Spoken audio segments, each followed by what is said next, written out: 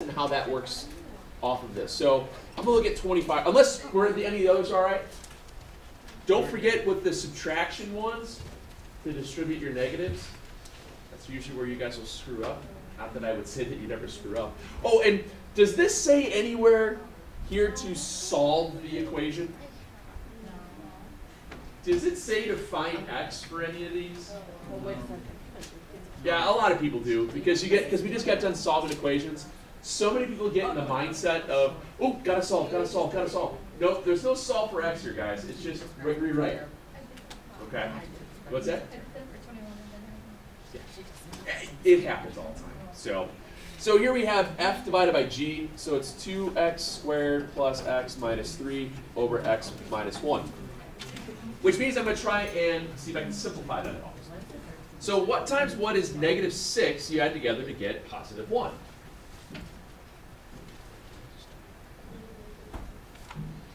Can't you just do long division? Good. You want? Long division actually works out pretty quick on this one. You can use synthetic as well if you want. There's a couple of ways of going about this. Since we know there are 3 ways to divide now. We have long division, we have synthetic division, and we have factor and try and see if you can simplify roots. I don't think this is a terrible one to use long division on, or synthetic. Synthetic is probably a little bit quicker. Wait, how would you use synthetic? All right, when we're using synthetic division, what's the 0 of x minus 1?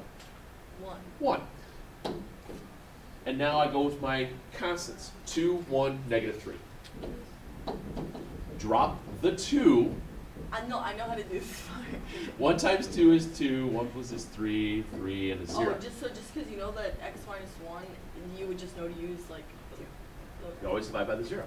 So what happens then is that you know that this has terms of x minus 1 and 2x plus 3 over the x minus 1. So it means that would have dropped out and your answer was just this.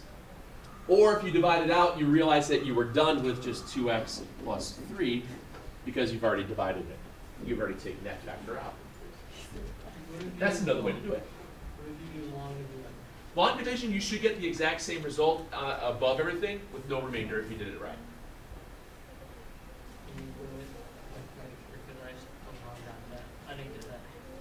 So you do long division, we have 2x squared plus x minus 3 divided by x minus 1. So turn the x into a 2x squared, you're going to multiply it by 2x. Multiply across, 2x squared minus 2x. Subtract, 1 minus negative 2 is 3. Plus 3. Subtract out. You probably messed that up. All right. So if you can use synthetic, go for it. Okay? Not too bad. Let's talk about the idea here then of domains. Domain, do you guys remember the difference between domain and range? Yeah, domain is x. Domain is your x values, range therefore then is your y values. So your domains, let me just bring this into, we'll use this as a little bit of a key here. Our domain is the set, all possible set values of x. I'm going to try and show you set notation. Shut up. You know how long it took me to make really cool squiggly faces? That's Jay Leno.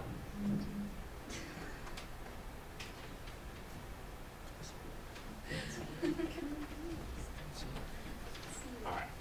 Oops. Domain. So when you're adding these two functions together, is there a restriction on domain? No. Domain for when you're adding things together, there's nothing that x can't be when I'm putting these together. There's no restriction. Same thing with subtraction. Same thing with multiplication. What happens a lot of times, you get restriction when you have division. Because what can't you divide by? 0. So when you have You list out domains, you say for the addition ones, subtraction, here, here, here. Since these are just, there's no fraction parts in my f of x or g of x, when I'm adding those together, there's no restriction upon the domain.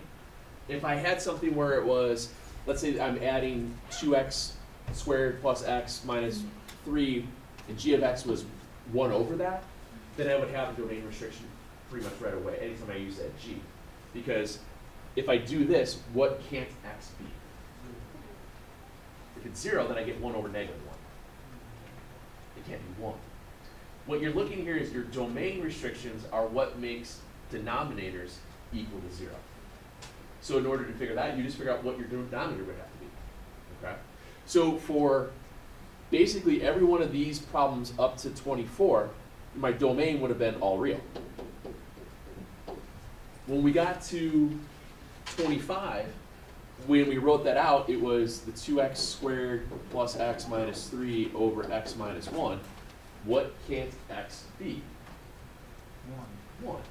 So my domain restriction is x not equal to 1. There's other ways of writing that. We can say that all values of x not including 1 via set notation, but I think I can at least save set notation for you guys for pre-calc. It's not the end of the world if we don't do it this year. At least something for them to show you. And then the other one, if we did the other way around, we were dividing out by, what was it, the 2x squared plus x minus 3, and this was the x minus 1 for number 26. If you recall a second ago, we just factored that one. We had terms of x minus 1 and was it 2x plus 3? So my two domain restrictions there would have been x can't equal 1 or is it negative 3/2, I think? Because the term was x minus 1, 2x plus 3. You're doing there is it cannot be the zeros of the denominator. That's your domain restriction, zeros of denominators. Does that make sense? You probably remembered that once I said it. I hope. All right, that's where this comes from. Now, as we get into rational functions, probably after break or into second semester, what we wind up doing a lot of times with these things is we go to graph them. We'll start to graph them via asymptotes because when you have an asymptote, that's your zero of a denominator, where x can't equal 0. You can approach it, but you'll never get there. There's a lot of little rules when we start to look at graphs like this. It sounds like it's going to be horrible, but there's like 3 steps to each one of the problems, and it is actually not that painstaking. I didn't say it. I thought you'd be happy.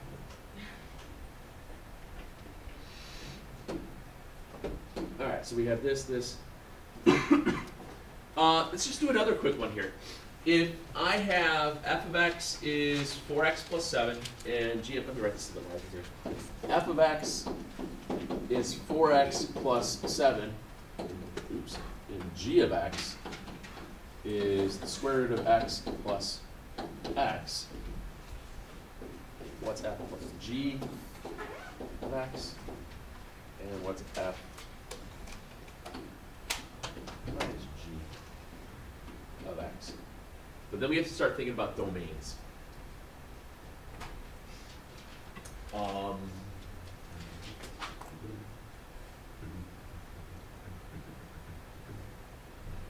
If I go to add those two together, again, it's just a matter of combining like terms. It's nothing that winds up being oh so crazy or nutty. You just write it out. You have, what is it, 4x plus 7 plus root x plus x.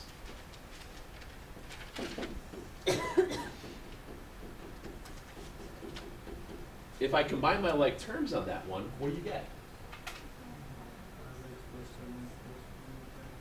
Yeah, you get 5x plus root x plus 7. Actually, I like how you guys put the 7 second term.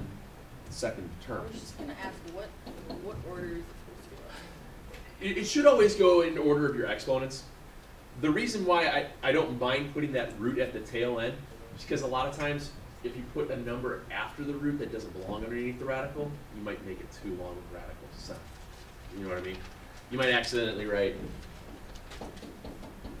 Oh, okay, I see. That's usually what happens. So if it's got a root that doesn't have anything else underneath the radical except for just an x, I'm gonna leave it at the end. But technically, it should be the second term because you do go in descending order. Okay. What can't x be? What? 0? Negative. It can be 0 because what's the square root of 0? 0.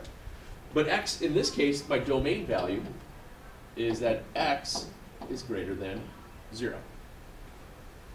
X has to be greater than 0. Now, if it had a, let's say for example, this problem had an x minus 3 to it, what would change with your domain? X would have to be greater than 3?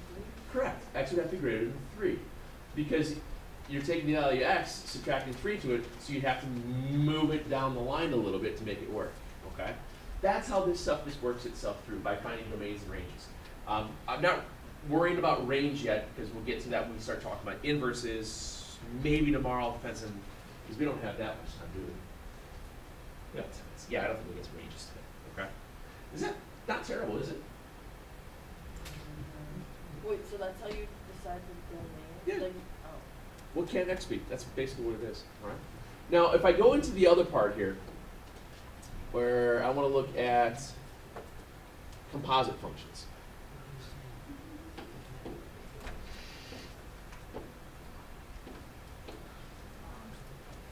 There's a difference between FOG, where this larger not filled in dot, and FG. I'm trying to shed some light on this foggy situation.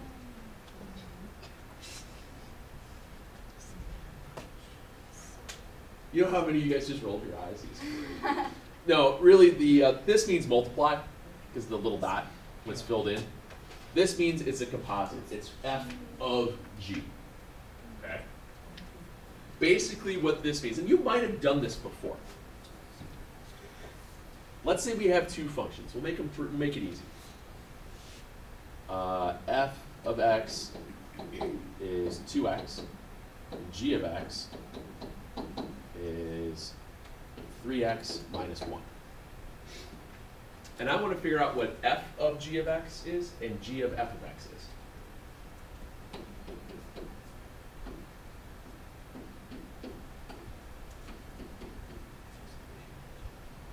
Basically, when you see this composite, this open circle between the two, it means take the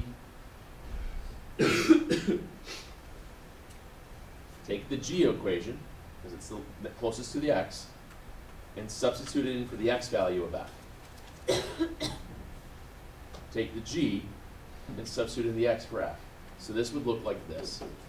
I write down the f equation without the x, and now I'm going to surround it with the g.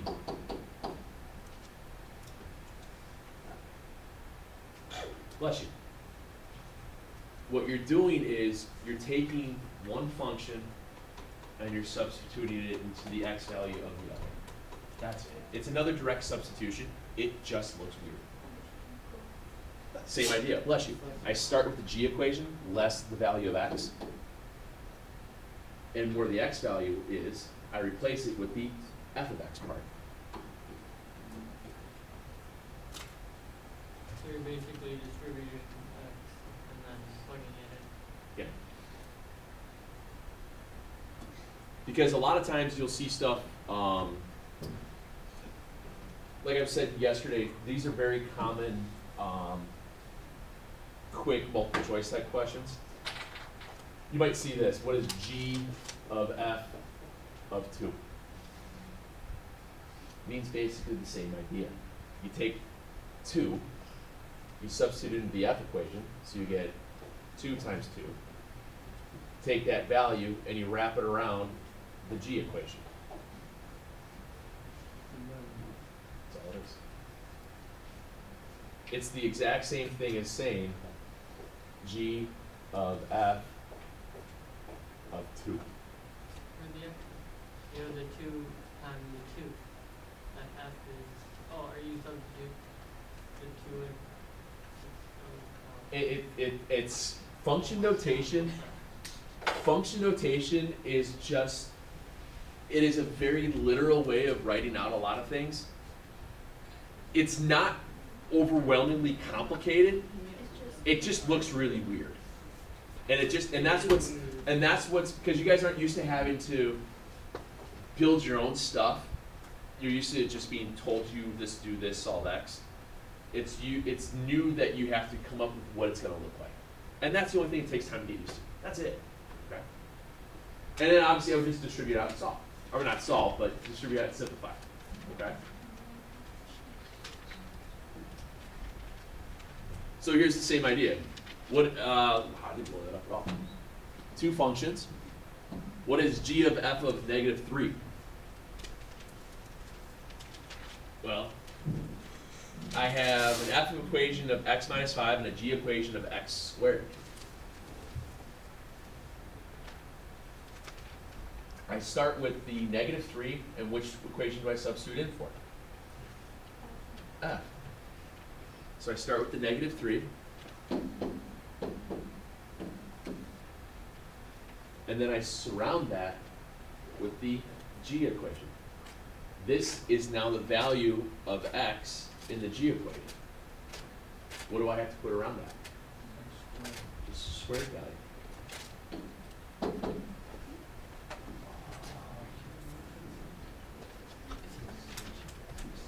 I know, it's weird, isn't it? You're taking the g equation, you're taking the whatever the value of f is, and you're substituting it into the g equation. That's what that means. G of f of -3. Well, you find f of -3. -3 minus 8 is -8. I take that value and then I drop it into the g equation. -8 quantity squared is 64. Can't you square the 3 instead? It's -3. You're solving this first. Good save. But that -3 is x. And since you're substituting the g in, so that should be -3 squared. And then 10 times Morning, Tuna, how are you? What would it What? be like if it was f of g? F of g? So if this is f of g, the same thing of -3? Yeah. Okay. I take -3 into the g equation. So I take -3 and square it. And then I subtract 5. So then 9 rows. Right. So, so which one do you do first? So closer to the x value. Okay. Let's go closer to the x value. Now you can actually do this.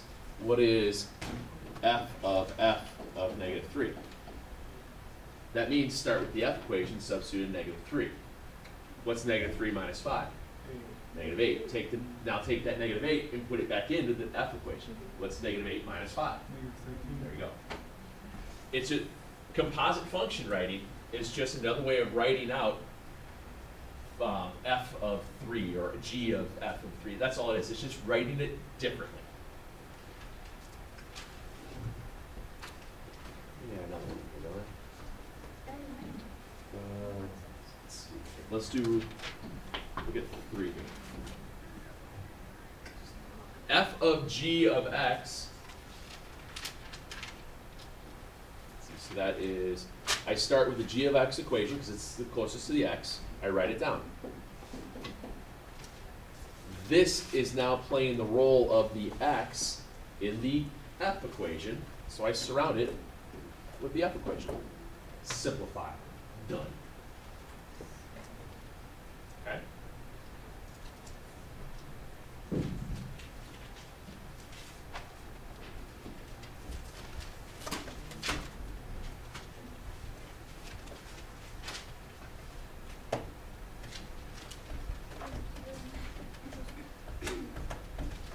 All right, let's try this then. So this is still 6-6. Add to what you have, okay? Add to what you have.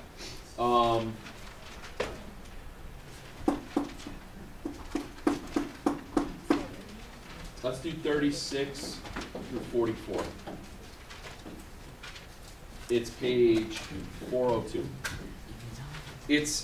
It's 9 problems off of one f of x, one g of x, and it's a mixtures of the adding, subtracting, multiplying, dividing, and some composites. Okay, so it's 5 problems like you did last night, and then I think 4 problems of composites. And then we'll continue. I think we'll probably have to do a little bit more of this because we did not have time to talk about how you can create this for like real world things. We'll do that tomorrow with a couple of the word problems. And I know I'm gonna say word problems. You guys are gonna go, oh yeah. Have you guys ever had? Oh.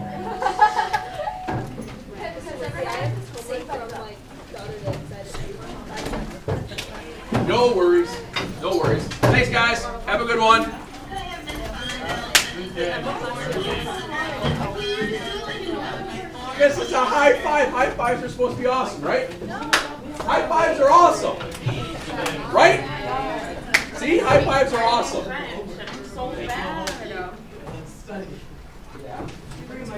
Distribute. Those aren't the homework problems. All right. You guys laughed at me twice today. I did good work, didn't I? Yes! That was good! And you backed away. All right. All right.